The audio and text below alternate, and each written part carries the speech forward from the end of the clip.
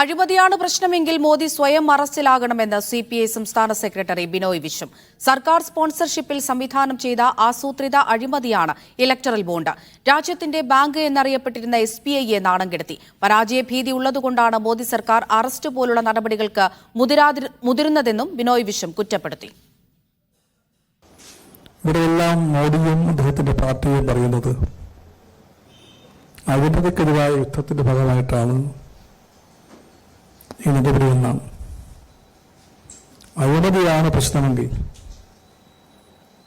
ഞങ്ങൾ പറയുന്നു, ആദ്യമായി മോദി തന്നെ അറസ്റ്റ് ചെയ്യണം. സ്വയം അദ്ദേഹം അറസ്റ്റ് ചെയ്യപ്പെടണം.